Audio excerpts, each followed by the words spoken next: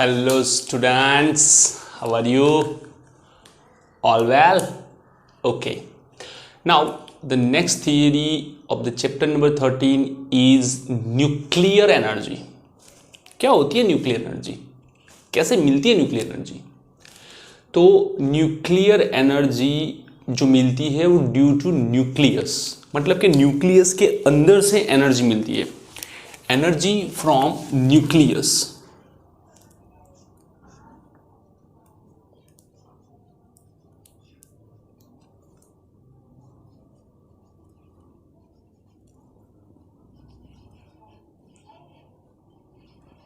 Nucleus and due to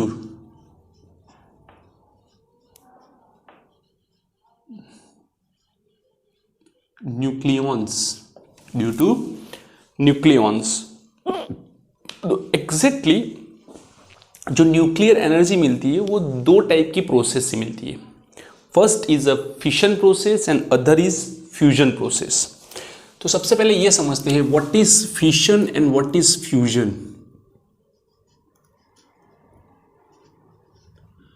तो हमें ये पता है कि जिसका एटॉमिक मास नंबर 30 और 170 के बीच में है, the atomic mass number between 30 and 170 has the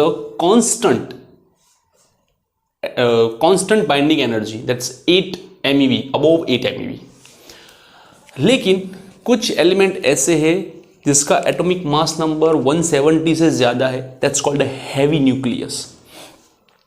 तो हैवी न्यूक्लियस दो लाइट न्यूक्लियस में डिवाइड होता है, और जब वो डिवाइड होता है तो वो एनर्जी रिलीज करता है, that's called fission process. Divide होना, fission process. Heavy nucleus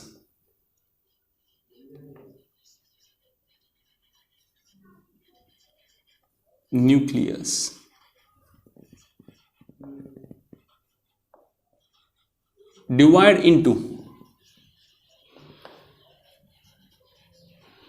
two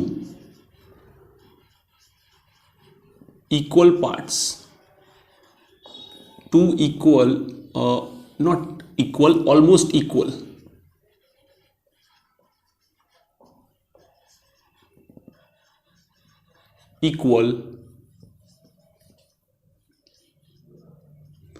light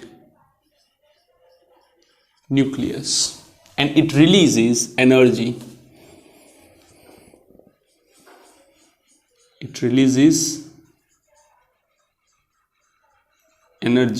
Exothermic energy. Okay. दूसरा जो है that's a fusion process. Fuse होना, जुड़ना. फ्यूजन प्रोसेस किसे कहते हैं? जब दो लाइट न्यूक्लियस एक दूसरे के साथ कंबाइन होते हैं और एक हैवी न्यूक्लियस बनाते हैं, तब उस न्यूक्लियस में से एनर्जी रिलीज होती है, that is called fusion process. Okay. तो when two or more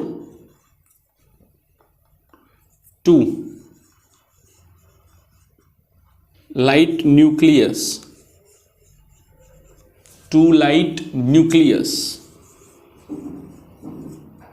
combine and form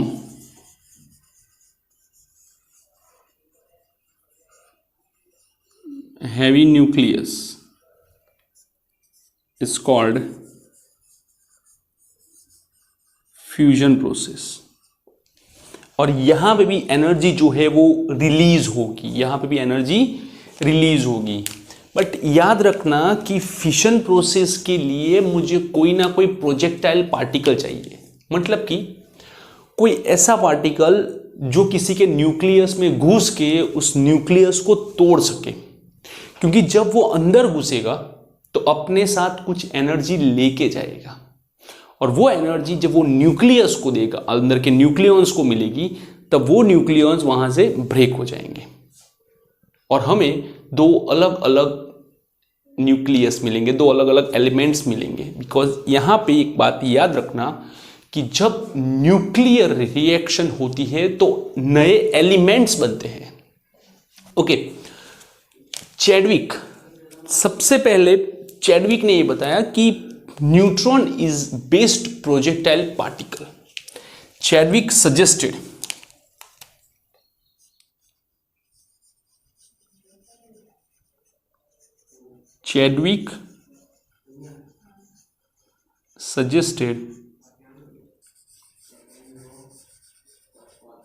neutron is best projectile particle. क्यों न्यूट्रॉन को बेस्ट प्रोजेक्टाइल पार्टिकल बोला है? क्योंकि जो न्यूट्रॉन है वो चार्जलेस है। चार्जलेस होने के कारण विदाउट एनी कोलम्बियन रिपल्जन वो किसी के भी न्यूक्लियस के अंदर घुस जाएगा और घुसने के बाद आपको पता है तोड़ देगा। तो न्यूट्रॉन इज चार्जलेस।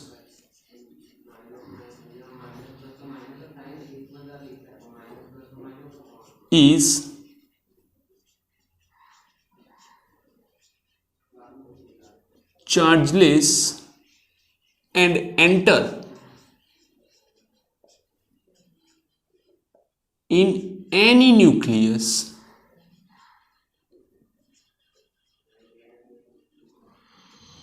without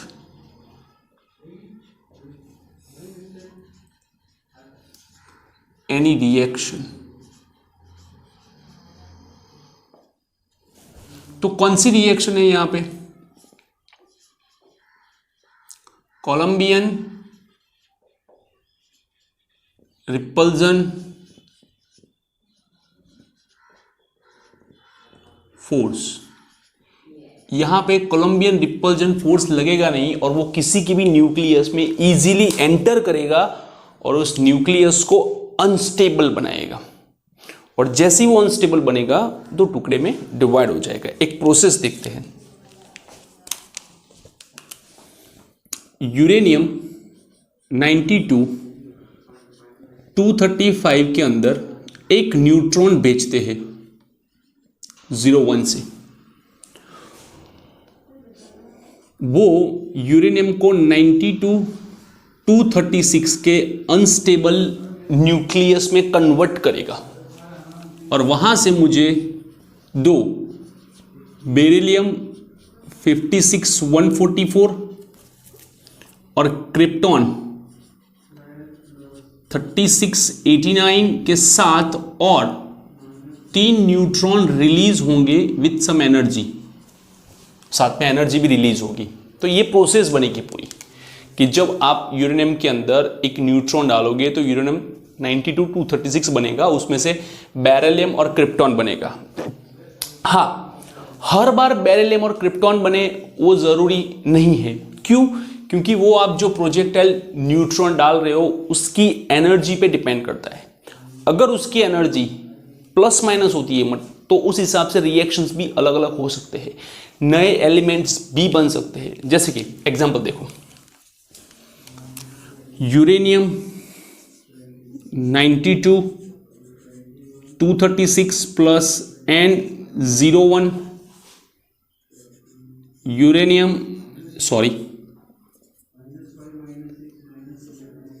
236 से सीधा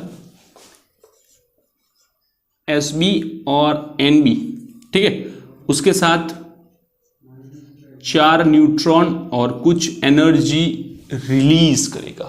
ठीक है, इसके लिए 51 41, इसके लिए 133, दैट्स 99।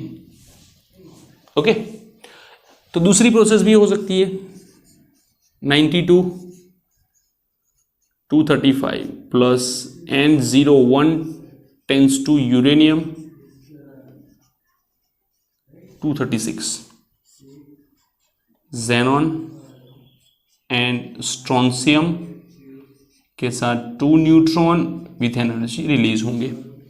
ओके, यहाँ पे 54, यहाँ पे 38, यहाँ पे 140, यहाँ पे 94।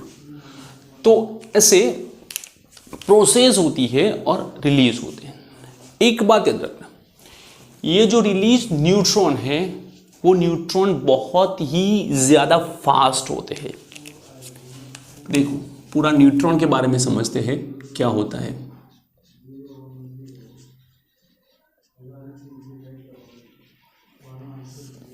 न्यूट्रॉन, ओके, तो जो न्यूट्रॉन है वो बहुत ही ज्यादा फास्ट होते हैं।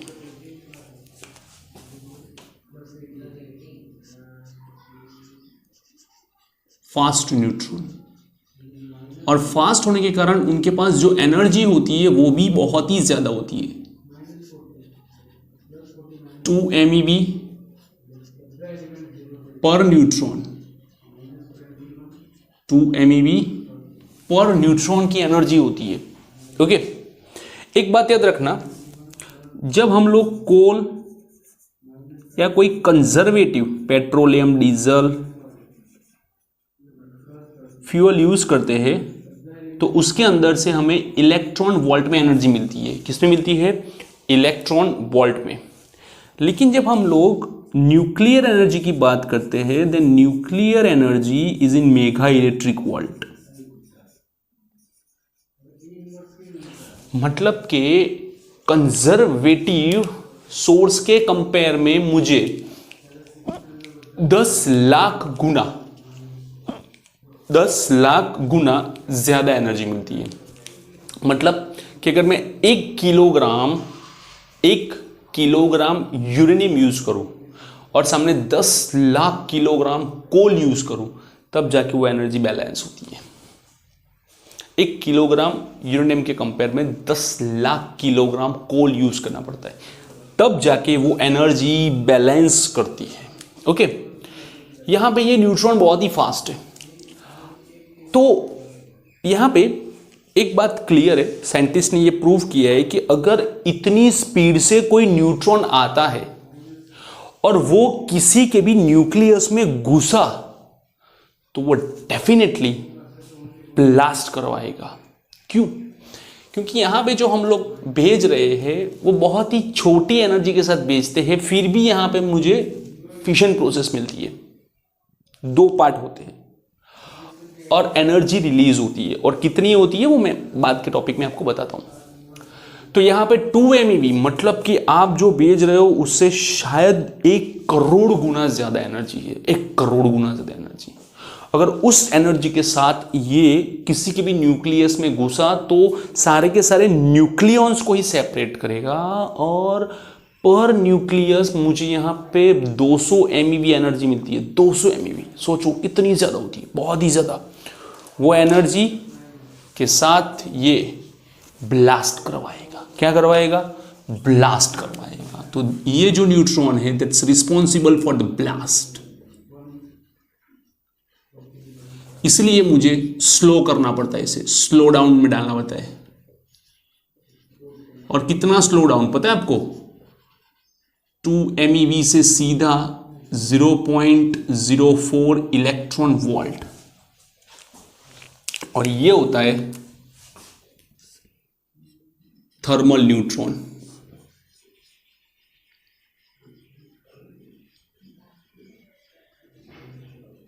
क्या होता है?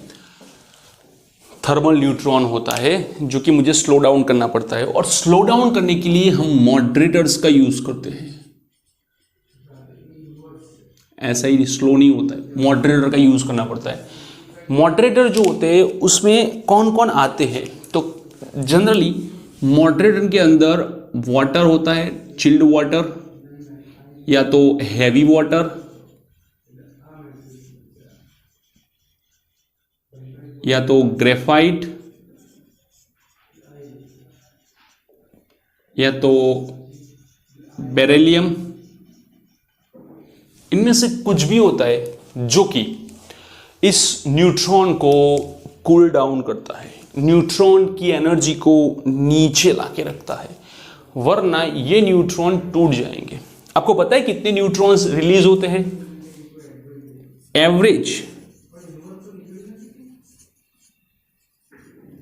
2.5, एवरेज 2.5 की एवरेज होती है रिलीज न्यूट्रॉन की।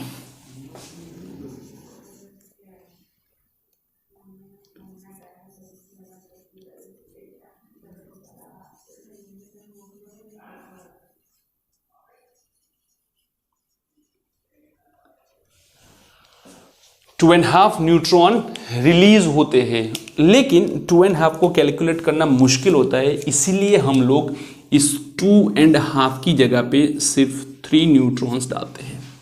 तो याद रखना, एक न्यूट्रॉन जो होगा, एक न्यूट्रॉन वो 3 न्यूट्रॉन बनाएगा। हर एक न्यूट्रॉन और 3 न्यूट्रॉन को जन्म देगा।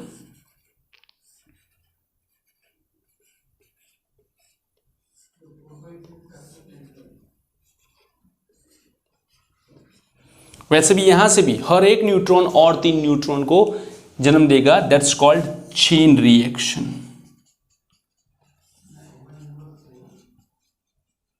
क्या होता है? चेन रिएक्शन होता है यहां पे। और ये चेन रिएक्शन जिसने सजेस्ट किया था वो था फर्मी। हेनरिको फर्मी ने सजेस्ट की थी चेन रिएक्शन। और जब ये चेन रिएक्शन बनती है तो बॉम्ब ब्लास्ट होता है। क्या होता है? Bomb blast. क्योंकि एक न्यूट्रॉन 3 अगर ये प्रोसेस कंट्रोल से बाहर चली जाती है तो ह्यूज एनर्जी रिलीज होती है, जो किसी के भी बस में नहीं होती है कि वो उसे एक्सेप्ट करे। ओके, तो इतना लिखो। चलो फटाफट।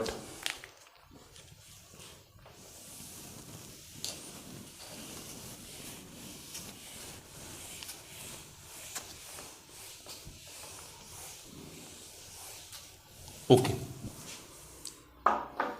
अब बात करते हैं एनर्जी की। कितनी एनर्जी रिलीज होती है?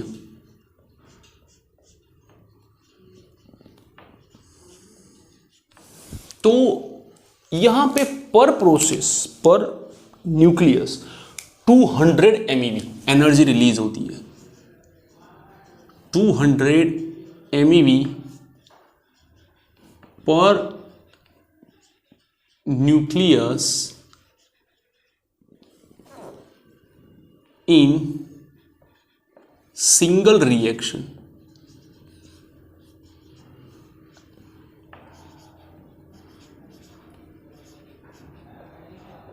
सिंगल रिएक्शन के अंदर मुझे 200 MeV एनर्जी रिलीज होके मिलती है। ये एनर्जी बहुत ज़्यादा होती है। आप कैलकुलेट करो कि अगर मैंने 235 ग्राम ऑफ यूरेनियम यूज़ करना है, ठीक है, तो उसके अंदर 10⁻23 हाँ न्यूक्लियस होते हैं। और एक में से 200 MeV तो 10⁻23 में से तो लाखों जूल एनर्जी रिलीज होती है। और इतनी एनर्जी काफ़ी है किसी भी चीज़ में आग लगाने के लिए। ओके, तो ध्यान से देखो, due to this energy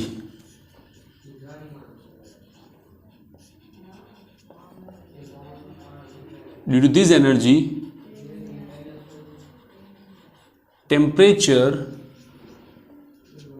rise to 10⁻6 kelvin. 10 lakh kelvin temperature तक पहुंच जाएगा। मतलब कि सन की जो सरफेस है, अराउंड सरफेस मत सोचो, सन का कोर सोचो, सन के कोर का जो टेम्परेचर होता है उतना टेम्परेचर चला जाएगा। मतलब कि अगर समर में हम लोग इतने दूर डिस्टेंस से बैठे हुए सन को भी टॉलरेट नहीं कर पाते तो उसकी सरफेस तो छोड़ो, उसकी सरफेस का तो कुछ 5000 केल्विन ही होता है, बट ये तो 10 लाख केल्विन है। अगर इतना ज़्यादा टेम्परेचर राइज होगा तो डेफिनेटली सब कुछ मेल्ट हो जाएगा। और इसीलिए यहाँ पे कूलेंट यूज़ करना पड़ता है। क्या यूज़ करना पड़ता है? ये जो यूज़ होता है वो सब न्यूक्लियर रिएक्टर में होता है, ठीक है। तो कूलेंट यूज़ करना पड़ता है, और कूलेंट के लिए हमारे पास होता है वाटर, फिर नाइट्रोजन, फिर लिक्विड सोडियम,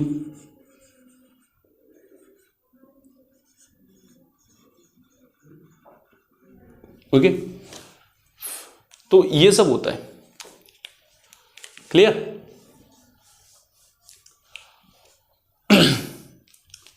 चलो,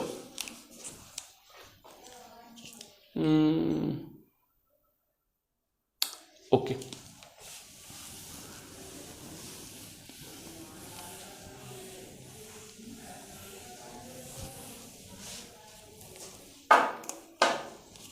तो अभी देखो, multiplication factor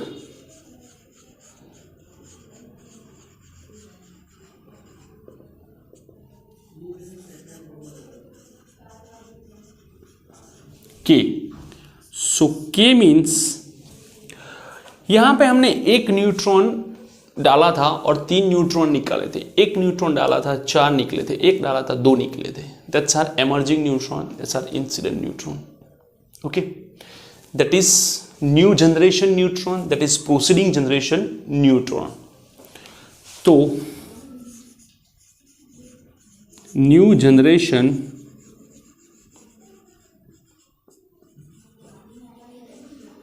neutrons to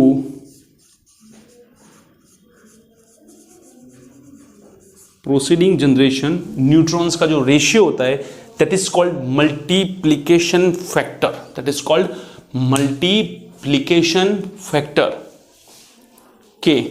okay, अब यहां पे के की 3 वैल्यू होनी चाहिए। First is K is equals to 1। जब k इक्वल्स टू 1 होता है मतलब कि आपने एक न्यूट्रॉन डाला और सामने एक न्यूट्रॉन निकला, एक न्यूट्रॉन डाला, एक निकला, एक न्यूट्रॉन डाला, एक न्यूट्रॉन निकला। ओके, तो new generation neutron and proceeding generation neutrons are same. In this condition this critical reactor is in critical condition.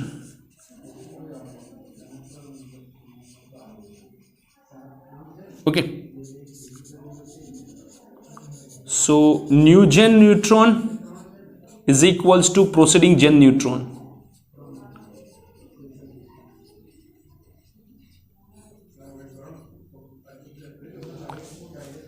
Okay,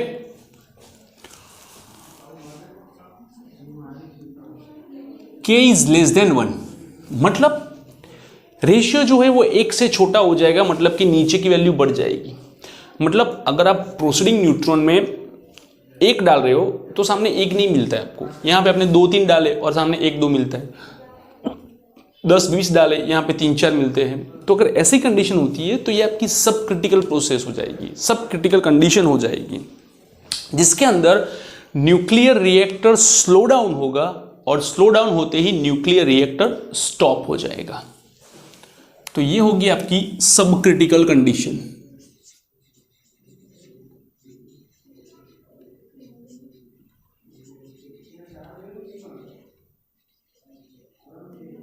सब क्रिटिकल कंडीशन। ओके, इस कंडीशन के अंदर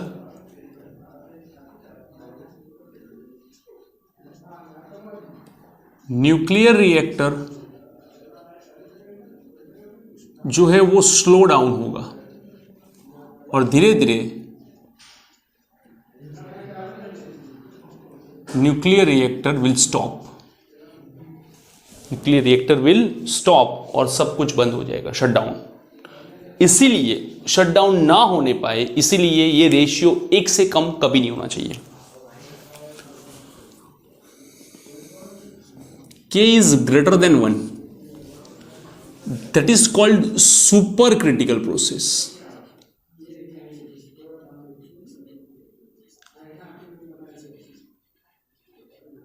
तो ये सब सुपर क्रिटिकल कंडीशन है। 1 डालते हो 3 निकलता है, 1 डालते हो 4, 1 डालते हो 2, that's are the super critical condition.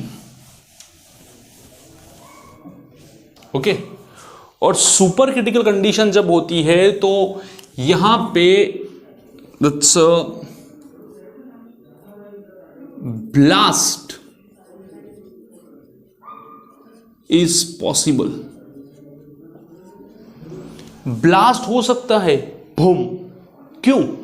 क्योंकि हमें पता है कि 1 के 3 1 के 3 1 के 3 निकलेंगे तो ये चेन रिएक्शन बहुत ही बढ़ेगी आगे, और आगे जाके ये नंबर्स लाखों करोड़ में होंगे। एक न्यूट्रॉन अगर 200 MeV रिलीज करवा सकता है तो लाखों करोड़ों न्यूट्रॉन्स एक साथ कितनी एनर्जी रिलीज करवा सकता है? That's a huge amount of energy can be release during such process, और किसी के पास उतनी कैपेसिटी नहीं है कि उस एनर्जी को समा सके, इसलिए वो बॉम्ब ब्लास्ट करना होता है। That is called a principle of bomb blast.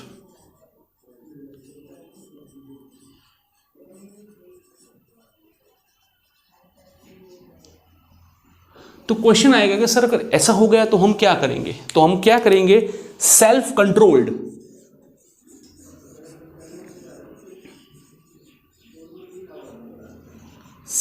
Controlled boron और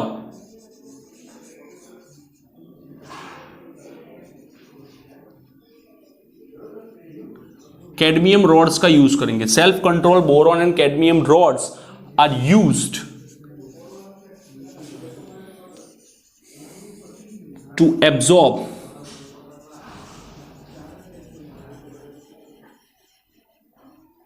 न्यूट्रॉन्स। वो लोग क्या करेंगे? न्यूक्लियर रिएक्टर के अंदर सीधा एंट्री लेंगे और एंट्री लेते ही न्यूट्रॉन को एब्जॉर्ब करना शुरू कर देंगे, ठीक है। और जैसे से न्यूट्रॉन एब्जॉर्ब होना शुरू हो जाएगा, ये जो रेशियो है K>1 वो धीरे धीरे स्लो डाउन हो जाएगा।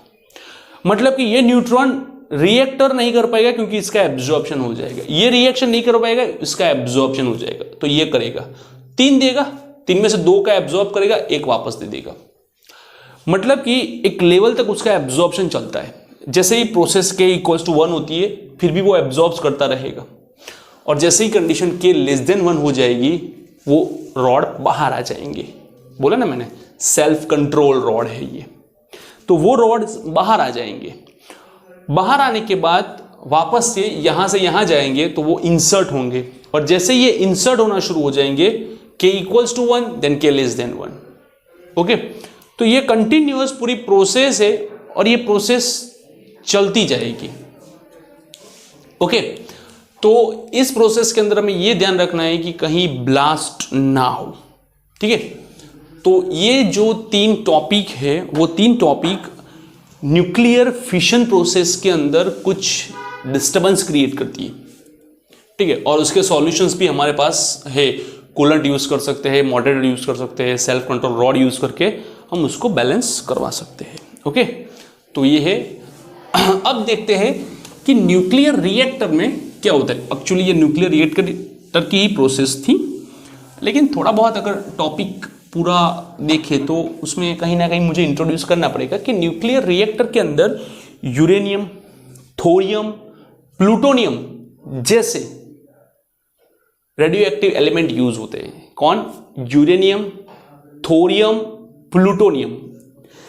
ज्यादातर यूरेनियम का जो ओर होता है, उस यूरेनियम ओर के अंदर यूरेनियम 92-235 और यूरेनियम 92-238 ये दोनों होते हैं, और उसमें से यूरेनियम 92-238 का रेडियो एक्टिव फिशन प्रोसेस होता है।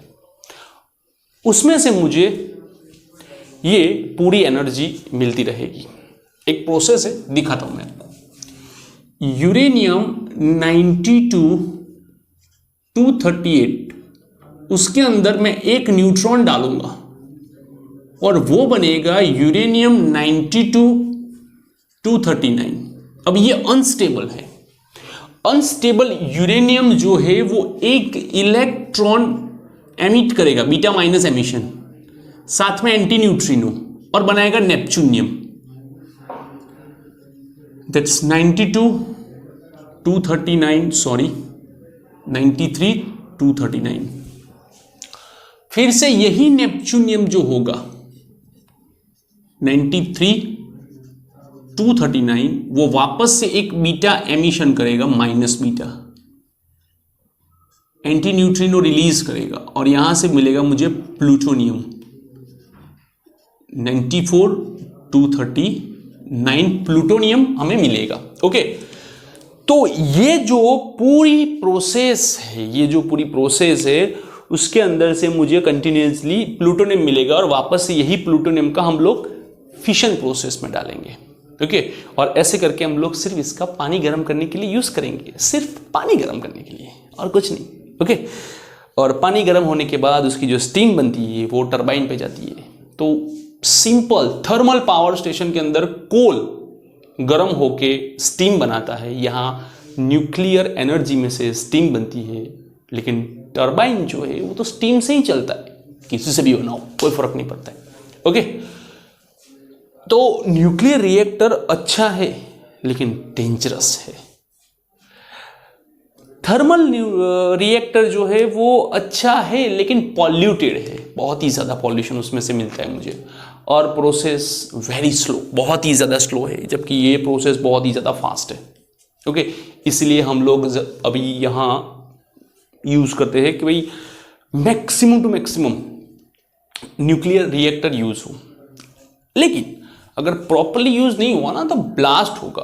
ऐसा ब्लास्ट रशिया के चेर्नोबिल में हुआ था, जब न्यूक्लियर रिएक्टर पूरा अनस्टेबल हो गया, K>1 में भी कुछ प्रोसेस हुई होगी, डोंट नो, तो जिसके कारण वहाँ पे न्यूट्रॉन्स के नंबर्स बढ़ गए और वहाँ सडनली ब्लास्ट हुआ और बहुत ही ज़्यादा नुकसान हो गया। तो ये भी बात हमें ध्यान रखनी पड़ती है। और एक और बात कि यहाँ से जो कचरा मिलता है वो भी रेडियो एक्टिव कचरा होता है, आप कहीं भी रोड पे नहीं फेंक सकते उसे, क्योंकि जब वो कचरा होता है तो उसके अंदर से रेडिएशन निकलते हैं गैमा रेज, और गैमा रेज बहुत ही खतरनाक होते हैं, इतने खतरनाक कि हमारे डीएनए को भी चेंज कर सकते हैं।